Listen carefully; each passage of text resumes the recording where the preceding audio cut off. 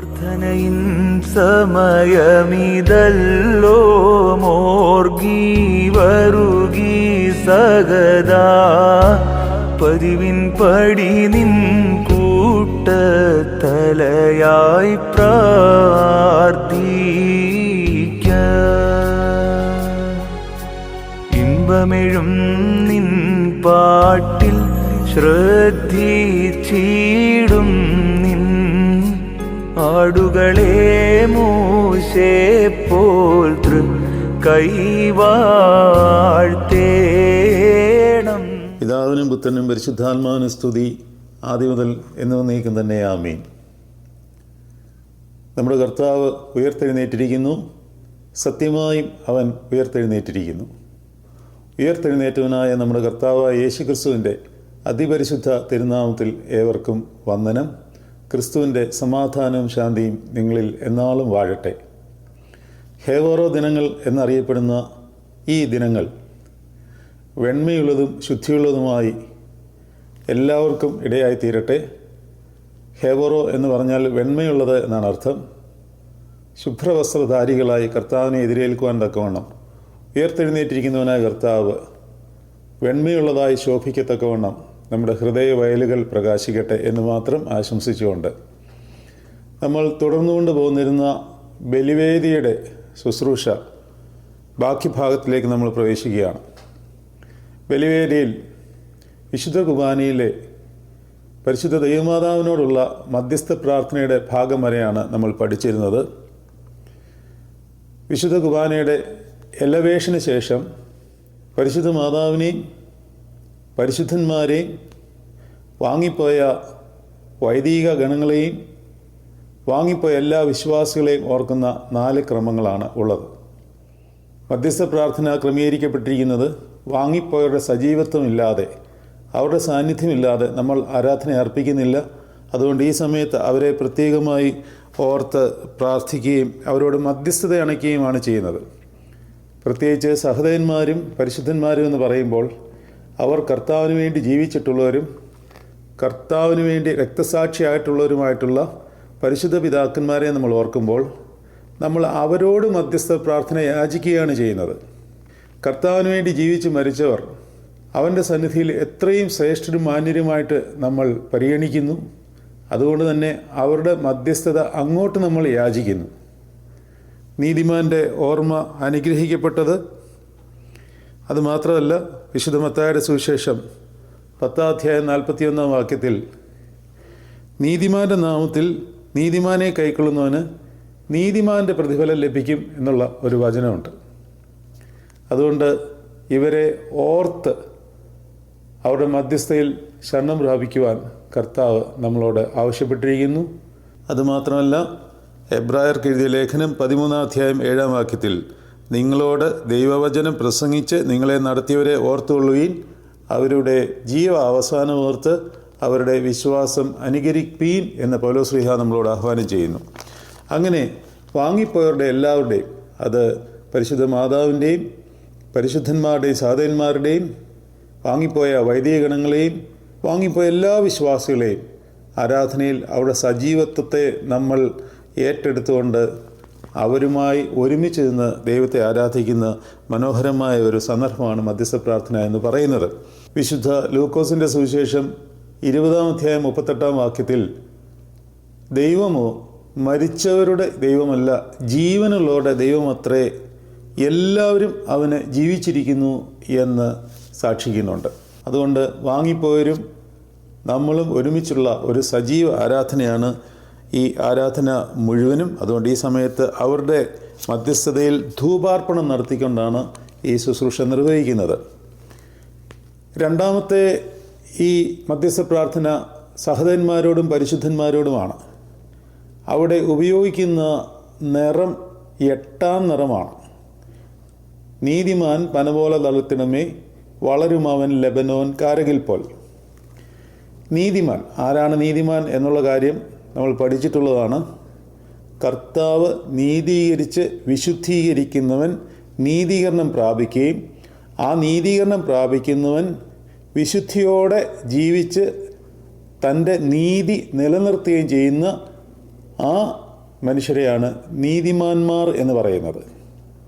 പരിശുദ്ധ മാമോദീസായിൽ നമ്മളെ കർത്താവ് നീതീകരിച്ചു. എന്നാൽ ആ നീതീകരിക്കപ്പെട്ട അവസ്ഥയിൽ വിശുദ്ധിയോടുകൂടി നമ്മൾ ജീവിച്ച് ആ വിശുദ്ധിയെ വളർത്തിക്കൊണ്ട് കർത്താവിൻ്റെ വിശുദ്ധിയോട് അടുത്തടുത്ത് വരുന്നവരെയാണ് നീതിമാൻ എന്ന് പറയുന്നത്. അതുകൊണ്ട് ഈ പാട്ടിൽ നീതിമാൻ എന്നുള്ള വാക്ക് തന്നെ ഉപയോഗിക്കുന്നതാണ് ഏറ്റവും നല്ലത്. ചില അവസരങ്ങളിൽ നയവാൻ എന്ന് പാടാറുണ്ട്. പക്ഷെ അതിനേക്കാളിൽ ഏറ്റവും നല്ല പദപ്രയോഗം നീതിമാൻ എന്ന് തന്നെയാണ് എന്നുള്ള കാര്യം ഓർത്തിരിക്കുക. അത് പൗലോസ് മാർ ഗ്രിഗോറിയോസ് തിരുമേനി അത് വളരെ വ്യക്തമായി പഠിപ്പിച്ചിട്ടുള്ള ഭാഗങ്ങൾ വരെ ഉണ്ട്. നീതിമാൻ പന പോലെ തളിർത്തിടുമേ, വളരുമവൻ ലെബനോൻ കാരകിൽ പോൽ, വൃദ്ധതയിലും അവർ തളിരിട്ട് തഴച്ചിടുമേ, വർദ്ധിക്കും അവർക്ക് തുഷ്ടി പുഷ്ടികളും എന്നുള്ളത് 92-ാം സങ്കീർത്തനം 12 മുതൽ 14 വരെയുള്ള വാക്യങ്ങളാണ്. അതിപ്രകാരമാണ് 92-ാം സങ്കീർത്തനം 12 മുതൽ 13 വരെയുള്ള വാക്യങ്ങളിൽ: നീതിമാൻ പന പോലെ തഴയ്ക്കും, ലബാനോനിലെ ദേവദാരു പോലെ വളരും. 14-ാം വാക്യം: വാർദ്ധക്യത്തിലും അവർ ഫലം കായ്ച്ചുകൊണ്ടിരിക്കും, അവർ പുഷ്ടി വെച്ചും പച്ച പിടിച്ചും ഇരിക്കും. ഈ സങ്കീർത്തന ഭാഗം ഇവിടെ പാടിക്കൊണ്ട് അവരെ ഓർത്ത് ധൂപാർപ്പണം നടത്തുന്നു. അതിനുശേഷം ഒരുപോലിങ്ങും മാർത്തോമ അല്ലെങ്കിൽ ആ ദേവാലയത്തിൻ്റെ കാവൽപിതാക്കന്മാരെയോ ഏത് വിശുദ്ധൻ്റെയോ പരിശുദ്ധന്മാരുടെയോ പേര് അവിടെ പറയാവുന്നതാണ്. ഒന്നുകിൽ കർത്താവിൻ്റെ സ്ലീഹന്മാരുടെയും അന്നുണ്ടായിരുന്ന പരിശുദ്ധ പിതാക്കന്മാരുടെയും പേരുകളോ അല്ലെങ്കിൽ സഭയിൽ വിശുദ്ധരായി പ്രഖ്യാപിച്ചിട്ടുള്ളവരുടെ പേരുകളോ മാത്രമാണ് ഈ ഭാഗത്ത് ഉപയോഗിക്കുന്നത്. നമ്മളുടെ അറിവിലും നമ്മുടെ ബോധത്തിലുമൊക്കെ നമ്മുടെ മുമ്പിൽ ദൃഷ്ടിയിൽ വളരെ വിശുദ്ധരായിട്ട് ജീവിച്ചിട്ടുള്ള ആൾക്കാരുണ്ടാവാം. പക്ഷേ അവരുടെ പേര് ഇവിടെ ഉപയോഗിക്കത്തില്ല. കർത്താവിൻ്റെ ശിഷ്യന്മാരോ സഹോദരന്മാരോ ആ നൂറ്റാണ്ടുകളിൽ ജീവിച്ചിട്ടുള്ള സഭ വിശുദ്ധരായി അംഗീകരിച്ചിട്ടുള്ള എന്ന് പറഞ്ഞാൽ സഭയിൽ പരിശുദ്ധ പദവികൾ അർഹരായി സഭ കണ്ടിട്ടുള്ള പരിശുദ്ധ പിതാക്കന്മാരുടെ പേരുകൾ അവിടെ സമർപ്പിക്കാവുന്നതാണ്. ഈ സമയത്ത് പ്രാർത്ഥിക്കുമ്പോൾ അല്ലെങ്കിൽ അവർക്ക് വേണ്ടി ധൂപാർപ്പണം നടത്തുമ്പോൾ പരിശുദ്ധന്മാരായവരുടെ ധൂപാർപ്പണം ത്രോണോസിൽ തിരി കത്തിച്ചു വെച്ചാണ് നടത്തുന്നത്. എന്നാൽ ഒരു ആചാര്യൻ്റെ ധൂപാർപ്പണം നടത്തുമ്പോൾ താഴെ ഹൈമിനിക്കായിട്ട് മെഴുകുതിരികൾ കത്തിച്ച് നടത്തേണ്ടതാണ്. വീണ്ടുമുള്ള പ്രാർത്ഥനയിൽ സമയമതല്ലോ മാർത്തോമാ സ്ലീഹ അല്ലെങ്കിൽ ഏതെങ്കിലും പരിശുദ്ധൻ്റെ പേര് അവിടെ പറയാം. അവർ ചെയ്യുന്ന കർമ്മം പതിവിൻ പടി നിൻ കൂട്ടത്തലയായി പ്രാർത്ഥിക്കുക എന്ന് പറഞ്ഞാൽ അവർ നമ്മളുടെ ആരാധനയുടെ കൂട്ടത്തലയാണ്. എന്ന് പറഞ്ഞാൽ ലീഡർ ഓഫ് ദ വർഷിപ്പ് എന്നാണ് അതിൻ്റെ അർത്ഥം. ഇമ്പമെഴും പാട്ടിൽ ശ്രദ്ധിച്ചിടുന്നിൻ ആടുകളെ മൂശയെപ്പോൾ തൃക്കയ്യാൽ വാഴ്ത്തിയിടണം. അതായത് പരിശുദ്ധ മാർത്തോമ അല്ലെങ്കിൽ നമ്മൾ ഏത് വിശുദ്ധൻ്റെ പേര് പറയുന്നു ആ വിശുദ്ധ പ്രാർത്ഥനയുടെ സമയം ഇതാണല്ലോ. പതിവ് പോലെ കൂട്ടത്തിൻ്റെ തലവനായി നീ പ്രാർത്ഥിക്കണം. സന്തോഷത്തോടെ നിൻ്റെ പുറകെ വരുന്ന ആടുകളെ മോശ പോലെ തൃക്കരം നീട്ടി നീ വാഴ്ത്തണം എന്ന് പരിശുദ്ധന്മാരോട് നമ്മൾ അവരെ ഓർത്ത് ധൂപാർപ്പണം നടത്തുമ്പോൾ പറയുകയാണ്. ഈ സെഷൻ്റെ അവസാന ഭാഗത്ത് ശ്രദ്ധിക്കേണ്ട ഒരു പ്രകാരമാണ്: പരിശുദ്ധന്മാരെ നിങ്ങൾ പ്രാർത്ഥിപ്പീൻ കർത്താവോടായി, അടികളെയും തൻ കോപത്തിൻ വടികളെയും മായിച്ചിടാൻ എന്ന് പാടേണ്ടതുണ്ട്. പലരും തെറ്റിക്കുന്നത് അടികളെയും നിൻ കോപത്തിൻ വടികളെയും മായിച്ചിടാനും അതുപോലെ അടികളെയും നിൻ കോപത്തിൻ വടികളെയും മായിച്ചിടണം എന്നൊക്കെ പാടാറുണ്ട്. അങ്ങനെ പാടേണ്ടത് മോറാനീശോ കുരിശും നിൻ എന്നുള്ള പ്രാർത്ഥനയിലാണ്. അതായത് നമ്മൾ അഡ്രസ്സ് ചെയ്യുന്നത് ആരെയാണ്? നമ്മൾ അഡ്രസ്സ് ചെയ്യുന്നത് മോറാനീശോ കുരിശും നിന്ന് പറയുമ്പോൾ കർത്താവിനെയാണ്. കർത്താവിനെ അഡ്രസ്സ് ചെയ്യുമ്പോൾ കർത്താവിനോട് പറയുകയാണ് നിൻ്റെ കോപത്തിൻ്റെ വടികളെ മായിച്ചിടേണം. എന്നാൽ ഇവിടെ പരിശുദ്ധന്മാരെ നിങ്ങൾ പ്രാർത്ഥിപ്പിൻ കർത്താവോടായി. ഇവർ ചെയ്യുന്നത് കർത്താവിനോട് പ്രാർത്ഥിക്കുവാണ് നമുക്ക് വേണ്ടി. നമ്മളവരെ ആരാധിക്കുവല്ല, നമ്മൾ അവരോട് പറയുകയാണ്. അവർ സജീവരാകിയാൽ അവരോട് പറയുകയാണ് നിങ്ങൾക്ക് ദൈവിക രഹസ്യങ്ങളെ കൂടുതൽ അറിയാമല്ലോ, നിങ്ങൾ കർത്താവിനോട് ഞങ്ങൾക്ക് വേണ്ടി പ്രാർത്ഥിക്കണം. എന്തിനാണ്? അടികളെയും തൻ കോപത്തിൻ, തന്നുള്ളത് അവിടെ കർത്താവിൻ്റെ, അടികളെയും തൻ കർത്താവിൻ്റെ കോപത്തിൻ വടികളെയും മായ്ച്ചിടാനായിട്ട് പ്രാർത്ഥിക്കണം എന്നുള്ളതാണ് അതിൻ്റെ അർത്ഥം. അല്ലാതെ അവിടെ അടികളെയും നിൻ കോപത്തിൻ വടികളെയും മായ്ച്ചിടണം എന്ന് പാടരുത്, അത് തെറ്റാണ്. അടികളെയും തൻ കോപത്തിൻ വടികളെയും മായ്ച്ചിടാൻ. എന്നാൽ മൊറാനീശോ പാടുമ്പോൾ അടികളെയും നിൻ കോപത്തിൻ വടികളെയും മായ്ച്ചിടണം എന്ന് പാടണം. മൂന്നാമത്തെ സെഷൻ വാങ്ങിപ്പോയ എല്ലാ പുരോഹിതന്മാരെ ഓർക്കുന്നതാണ്. ചാർത്തും നീതിയെ നിൻ ആചാര്യന്മാരും എന്നുള്ള സങ്കീർത്തനം 132 സങ്കീർത്തനം 9 വാക്യം ആണ്. അതുപോലെ തന്നെ 2 ദിനവൃത്താന്തം 6:42 ഈ കാര്യം സൂചിപ്പിച്ചിട്ടുണ്ട്. വാങ്ങിപ്പോയ ആചാര്യന്മാരെ ഓർക്കുമ്പോൾ അവർക്ക് വേണ്ടി ധൂപാർപ്പണം നടത്തി നമ്മൾ അവരുടെ മധ്യസ്ഥതയിലും അവരുടെ പ്രാർത്ഥനയിലും അഭയം പ്രാപിക്കുന്നു. ചാർത്തും നീതിയെ നിൻ ആചാര്യന്മാരും മഹിമയെ നിൻ നയവാന്മാരും എന്നുള്ളത് 132 സങ്കീർത്തനം 9 വാക്യമാണ്. അതിപ്രകാരം പ്രകീർത്തിക്കുന്നു. നിന്റെ പുരോഹിതന്മാർ നീതി ധരിക്കുകയും നിന്റെ ഭക്തന്മാർ ഘോഷിച്ചുല്ലസിക്കുകയും ചെയ്യട്ടെ. നിന്റെ ദാസനായ ദാവീദിൻ നിമിത്തം നിന്റെ അഭിഷിക്തൻ്റെ മുഖത്തെ തിരിച്ചു കളയരുതേ. അതാണ് നമ്മൾ പാടുന്നത്. നിൻ അഭിഷിക്ത മുഖം തിരിപ്പിക്കല്ലേ നിൻ ദാസൻ ദാവീദിൻ മൂലം. അതിൻ്റെ തന്നെ ബാക്കിയായിട്ട് നമ്മൾ പാടുകയാണ്. നിൻ പുത്രന്മാർ കാത്തിടുമെങ്കിൽ എൻ നിയമത്തെയും ഞാൻ ഉപദേശിച്ചിടുമീ സാക്ഷിയെയും. അത് ആ സങ്കീർത്തനത്തിൽ തന്നെ, അതായത് 132 സങ്കീർത്തനം 11 വാക്യം തൊട്ടാണ്. അതായത് ഞാൻ നിൻ്റെ ഉദരഫലത്തെ നിൻ്റെ സിംഹാസനത്തിൽ ഇരുത്തുമെന്നും 12 വാക്യം തൊട്ട് നിൻ്റെ മക്കൾ എൻ്റെ നിയമത്തെയും ഞാൻ അവർക്ക് ഉപദേശിച്ച സാക്ഷ്യത്തെയും പ്രമാണിക്കുമെങ്കിൽ അവരുടെ മക്കളും എന്നേക്കും നിൻ്റെ സിംഹാസനത്തിൽ ഇരിക്കും എന്നും യഹോവ ദാവീദിനോട് ആണയിട്ടു. സത്യം, അവൻ അതിൽ നിന്ന് പിന്മാറുകയില്ല. അപ്പോൾ ദിനവൃത്താന്തം 6:41-42 സങ്കീർത്തനം 132 9 10 12 എന്നീ വാക്യങ്ങൾ ചേർത്തുള്ള ഗീതമാണത്. നിൻ്റെ ആചാര്യന്മാർ നീതിയും നിൻ്റെ നീതിമാന്മാർ മഹിമയും ധരിക്കും.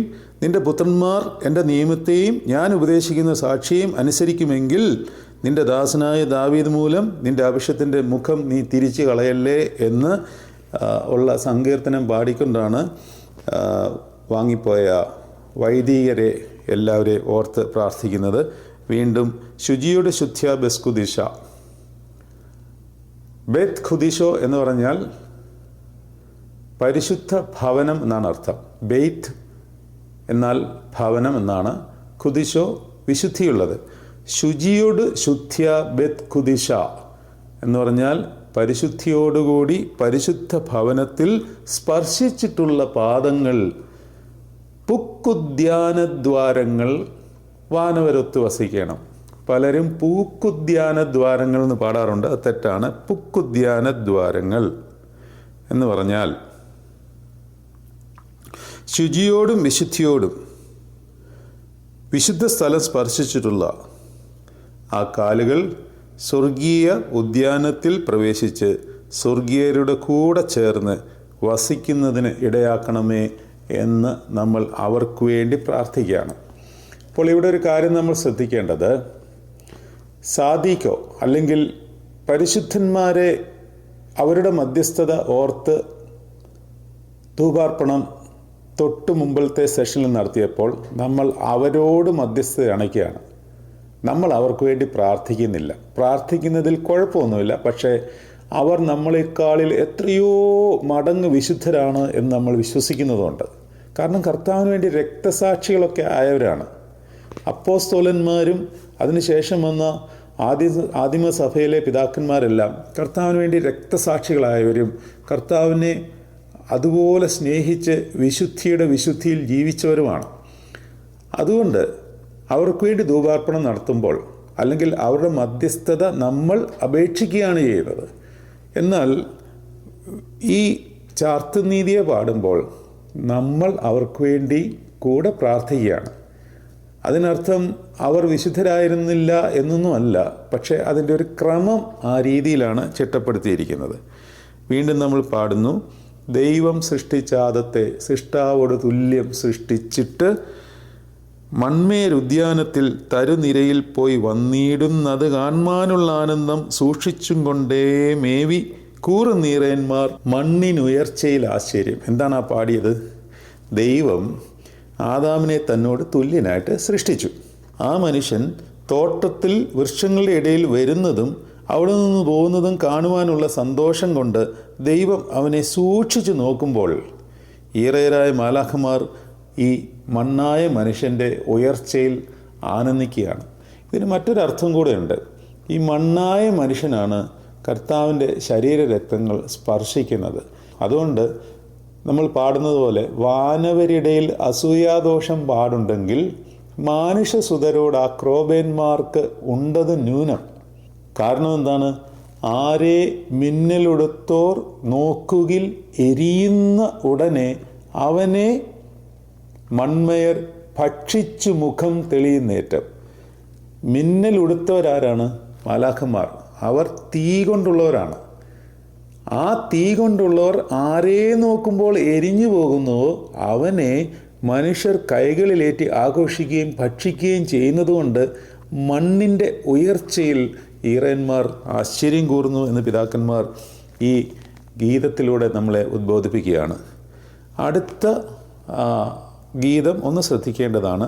ആദ്യാചാര്യത്വം കൈക്കൊണ്ട് അഹറോൻ മോശയോട് ഒന്നിച്ച് സ്കറിയായ്ക്ക് അത് നൽകി മോശ സ്കറിയ യോഹന്നാനേകി, യോഹന്നാൻ കർത്താവിനും കർത്താവ് തൻ്റെ ശിഷ്യന്മാർക്കും നാനാ സൃഷ്ടി വിഭാഗങ്ങൾക്കേകി സ്ലീഹന്മാർ.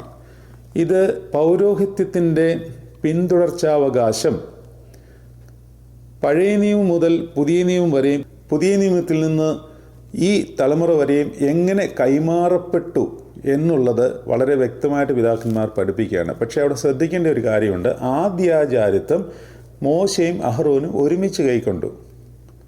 അവൻ്റെ പുരോഹിതന്മാരിൽ മോശയും ശമൂവേലും എന്നൊരു വചനമുണ്ട്. അപ്പോൾ മോശ പുരോഹിതനായിരുന്നു. മോശയ്ക്ക് ആര് പൗരോഹിത്യം നൽകി? ദൈവം സീനായ് മലയിൽ വെച്ച് മോശയ്ക്ക് കൈവപ്പ് നൽകി. മോശയും അഹ്റോനും ഒരുമിച്ച് കൈവപ്പ് ഏറ്റെടുത്തപ്പോൾ ആ പൗരോഹിത്യം കൈമാറി വന്നത് സ്കറിയായ്ക്ക് അത് നൽകി മൂശ എന്നാണ് ഇവിടെ പറയുന്നത്. സത്യത്തിൽ സ്കറിയായ്ക്ക് മോശ പട്ടം കൊടുത്തിട്ടില്ല. എന്നാൽ ഇവിടെ ഉദ്ദേശിക്കുന്നത് തലമുറ കൈമാറി അത് എവിടെ എത്തി? സ്കറിയായിലെത്തി എന്നാണ് പറയുന്നത്. സ്കറിയ എന്ന് പറയുന്നത് യോഹന്നാൻ സ്നാപകൻ്റെ പിതാവായ സ്കറിയയെ പറ്റിയാണ് ഈ പറയുന്നത്. അത് മോശ വഴി തലമുറ കൈമാറി സ്കറിയയിലെത്തി. സ്കറിയ ആർക്ക് നൽകി? യോഹന്നാന് നൽകി. അതായത് തൻ്റെ മകനായ യോഹന്നാന് നൽകി. യോഹന്നാൻ കർത്താവിനും. അപ്പോൾ ഈ കാര്യം ഒന്ന് ശ്രദ്ധിക്കണം. യോഹന്നാൻ കർത്താവിന് എന്ത് പൗരോഹിത്യമാണ് നൽകിയത്? കർത്താവ് തന്നെ നിത്യമഹാപുരോഹിതനാണ്. ഇവിടെ യോഹന്നാൻ കർത്താവിന് നൽകി എന്ന് പറഞ്ഞിരിക്കുന്ന കാര്യമായിട്ട് ബന്ധപ്പെട്ട് ഒരു കാര്യം നമ്മൾ മനസ്സിലാക്കിയിരിക്കണം. യോഹന്നാൻ കർത്താവിന് പൗരോഹിത്യം നൽകേണ്ടതുണ്ടോ? നിത്യമഹാപുരോഹിതനായ യേശു മൽക്കീസദേക്കിൻ്റെ ക്രമപ്രകാരമുള്ള പൗരോഹിത്യ നൽവരത്തിൽ നിറഞ്ഞു നിൽക്കുന്ന ദൈവപുത്രനായ യേശുവിന് യോഹന്നാൻ എന്ത് പട്ടമാണ് കൊടുക്കുന്നത്? ശരിക്കും അവിടെ മനസ്സിലാക്കിയിരിക്കേണ്ട ഒരു കാര്യം, അവിടെ സുറിയാനിയിൽ ഉപയോഗിച്ചിരിക്കുന്ന പദം യാബ് ലമോറാൻ എന്നാണ്. അതായത് യോഹന്നാൻ യാബ് ലമോറാൻ, യൂഹാനോൻ യാബ് ലമോറാൻ. യാബ് എന്ന് പറഞ്ഞാൽ ഗിവ് എന്നാണ് അർത്ഥം. എന്നാൽ അതിന് ടേക്ക് എന്നൂടെ അർത്ഥമുണ്ട്. യാബ് ലമോറാൻ എന്ന് പറഞ്ഞാൽ ല മീൻസ് ടു. യൂഹാനോൻ യാബ് ലമോറാൻ. യൂഹാനോൻ അതായത് യോഹന്നാൻ സ്നാപകൻ യാബ് കൊടുത്തു, ലമോറാൻ എന്ത് കൊടുത്തു? പൗരോഹിത്യം കൊടുത്തു എന്ന് നമ്മൾ ഈ മലയാളത്തിൽ ട്രാൻസ്ലേറ്റ് ചെയ്യുമ്പോൾ ഈ യാബ് എന്നുള്ള വാക്കിന് എടുത്തു, കൊടുത്തു രണ്ടർത്ഥമുണ്ട്. അപ്പോൾ കൊടുക്കുകയും എടുക്കുകയും ഇവിടെ ചെയ്തിട്ടുണ്ട്. അതായത് യൂഹാനോൻ യാബ് ലമോറാൻ എന്ന് പറയുമ്പോൾ യോഹന്നാൻ കർത്താവിന് കൊടുത്തു എന്ന് പറയുമ്പോൾ കർത്താവ് യൂഹാനോനിൽ നിന്ന് സ്വീകരിക്കുകയും യൂഹാനോനിൽ നിന്ന് ചില കാര്യങ്ങൾ ഏറ്റെടുക്കുകയും എടുക്കുകയും ചെയ്തു. അതായത് അന്ന് വരെയുള്ള പഴയ നിയമ പൗരോഹിത്യത്തെ കർത്താവ് യൂഹാനോനിൽ നിന്ന് എടുക്കുകയും ചെയ്തിട്ടുണ്ട് എന്നൊരർത്ഥം അതിൻ്റെ ഉള്ളിൽ മറഞ്ഞു കിടപ്പുണ്ട്. അത് മലയാളം ട്രാൻസ്ലേഷനിൽ പെട്ടെന്ന് വായിച്ചാൽ നമുക്ക് മനസ്സിലാകില്ല. അതായത് പഴയ നിയമ പൗരോഹിത്യത്തെ അവസാനിപ്പിച്ചിട്ട് പുതിയ നിയമ പൗരോഹിത്യം നമുക്ക് തരുവാനായിട്ടാണ് കർത്താവ് വന്നത്. പക്ഷേ ന്യായപ്രമാണത്തെ നിവർത്തിച്ചുകൊണ്ടാണ് കർത്താവ് എല്ലാം പൂർത്തീകരിക്കുന്നതും അവസാനിപ്പിക്കുന്നതും. അതുകൊണ്ട് തന്നെ ന്യായപ്രമാണത്തിന് കീഴേ നിൽക്കുന്നവനായി, സ്ത്രീയുടെ സന്തതി ന്യായപ്രമാണത്തിന് കീഴേ നിൽക്കുന്നവനായി, അനുസരണമുള്ളവനായി തന്നെ ന്യായപ്രമാണത്തിന് കീഴേ തന്നെ നിന്നുകൊണ്ട് എല്ലാം പൂർത്തീകരിച്ച് ന്യായപ്രമാണത്തെ അവസാനിപ്പിച്ചു. ന്യായപ്രമാണത്തിന് കീഴേ നിൽക്കുന്നതുകൊണ്ട് യോഹന്നാനിൽ നിന്ന് പട്ടം സ്വീകരിച്ചു എന്ന് പറയുമ്പോൾ അത് പഴയ നിയമ പാരമ്പര്യവുമായിട്ട് ചേർത്ത് ഒന്ന് ബന്ധിപ്പിക്കാമെങ്കിലും അതിൻ്റെ അകത്തെ യഥാർത്ഥമായ അർത്ഥം എന്ന് പറയുന്നത് താൻ യോഹന്നാനിൽ നിന്ന് അന്ന് വരെയുള്ള പഴയ നിയമ പൗരോഹിത്യം എടുത്തു, എന്നിട്ട് പുതിയ നിയമ പൗരോഹിത്യം തൻ്റെ കാൽവറിയിലൂടെ നമുക്ക് തരുവാനുള്ള നിയോഗത്തിലേക്ക് പ്രവേശിക്കുന്നതിൻ്റെ അടയാളം കൂടാണ് പരിശുദ്ധ കർത്താവിൻ്റെ മാമോദീസ. അപ്പോൾ ഈ കാര്യം വളരെ വ്യക്തമായിട്ട് ഇവിടെ മനസ്സിലാക്കിക്കൊള്ളണം. ആദ്യാചാരിത്വം കൈക്കൊണ്ട് അഹറോൻ മോശയോടൊന്നിച്ച് അത് സ്കറിയായ്ക്ക് നൽകി, സ്കറിയ യോഹന്നാന് നൽകി. യോഹന്നാനിൽ ന്യായപ്രമാണം അവസാനിക്കുകയാണ്. അവിടെ എല്ലാം പൂർത്തീകരിച്ചു. യോഹന്നാനാണ് ന്യായപ്രമാണത്തിൻ്റെ അവസാനത്തെ കണ്ണി. അതുകൊണ്ട് യോഹന്നാനിൽ നിന്ന് പഴയ നിയമ പൗരോഹിത്യം കർത്താവിങ്ങി തിരിച്ചെടുക്കുകയും എന്നാൽ ന്യായപ്രമാണത്തിന് കീഴെയുള്ളവനാകിയാൽ ആ പൗരോഹിത്യം സ്വീകരിക്കുകയും ചെയ്തു. അതുകൊണ്ട് നമ്മൾ ഈ പാട്ട് പാടുമ്പോൾ പഴയ നിയമ പൗരോഹിത്യത്തെ തന്നിൽ പൂർത്തീകരിക്കുകയും എന്നാൽ അത് പൂർത്തീകരിച്ച് അവസാനിപ്പിച്ച് പുതിയ നിയമ പൗരോഹിത്യം തുടങ്ങി വയ്ക്കുകയും ചെയ്യുന്ന ഒരു വലിയ ശുശ്രൂഷയും കൂടെയാണ് ഈ മാമോദീസയിൽ സംഭവിച്ചിരിക്കുന്നത്. അതുകൊണ്ടാണ് പൗലോസ് ശ്ലീഹ എബ്രായ ലേഖനത്തിൽ ഒരു വചനം പറയുന്നുണ്ട്. എബ്രായ ലേഖനം 7-ാം അധ്യായത്തിൽ പൗലോസ് ശ്ലീഹ ഇപ്രകാരം പഠിപ്പിക്കുന്നു. 7-ാം അധ്യായം 28-ാം വാക്യം, ന്യായപ്രമാണം ബലഹീന മനുഷ്യരെ മഹാപുരോഹിതന്മാരാക്കുന്നു, ന്യായപ്രമാണത്തിന് പിമ്പുള്ള ആണയുടെ വചനമോ എന്നേക്കും തികഞ്ഞവനായി തീർന്ന പുത്രനെ പുരോഹിതനാക്കുന്നു. ഈ വചനം മനസ്സിലാക്കണമെങ്കിൽ കർത്താവിൻ്റെ മാമോദീസയിലേക്ക് പോകണം. അവിടെ എന്താണ്? ന്യായപ്രമാണം ബലഹീന മനുഷ്യരെ മഹാപുരോഹിതന്മാരാക്കുന്നു. അതായത് ന്യായപ്രമാണത്താൽ മഹാപുരോഹിതന്മാരുണ്ടായിട്ടുണ്ട്, ബലഹീന മനുഷ്യരെ അത് മഹാപുരോഹിതന്മാർ ആക്കിയിട്ടുണ്ട്. എന്നാൽ ന്യായപ്രമാണത്തിന് പിമ്പുള്ള ആണയുടെ വചനമോ, ന്യായപ്രമാണത്തിന് പിമ്പുള്ള എന്ന് പറഞ്ഞാൽ, പിമ്പ് എന്ന് പറഞ്ഞാൽ ശേഷം എന്നാണ് അർത്ഥം. മുൻപ് എന്ന് പറഞ്ഞാൽ പിറകിലുള്ളത്, പിൻപ് എന്ന് പറഞ്ഞാൽ ശേഷമുള്ളത്. ന്യായപ്രമാണത്തിന് പിൻപുള്ള ആണയുടെ വചനമോ. എന്താണ് ഈ ആണയുടെ വചനം? ഈ ആണയുടെ വചനമാണ് കർത്താവിൻ്റെ മാമോദീസ സമയത്തും കർത്താവിൻ്റെ മറുരൂപ സമയത്തും കേട്ടത്. എന്താണ്? ഇവൻ എൻ്റെ പ്രിയപുത്രൻ, ഇവനിൽ ഞാൻ പ്രസാദിച്ചിരിക്കുന്നു. ഇതാണ് ആണയുടെ വചനം, അല്ലെങ്കിൽ സത്യമുള്ള വചനം, അല്ലെങ്കിൽ സത്യവചനം, അല്ലെങ്കിൽ സത്യത്തിൻ്റെ വചനം. ഈ വചനം എന്താണ് ചെയ്തത്? എന്നേക്കും തികഞ്ഞവനായി തീർന്ന പുത്രനെ പുരോഹിതനാക്കി തീർക്കുന്നു. അപ്പോൾ യേശുവിലേക്ക് പിതൃപുത്ര പരിശുദ്ധാത്മാവെന്ന റൂഹ ദൈവം, സത്യേക ദൈവം തൻ്റെ ആണയുടെ വചനത്താൽ മനുഷ്യപുത്രനെ പുരോഹിതനാക്കി തീർത്തു എന്നർത്ഥം.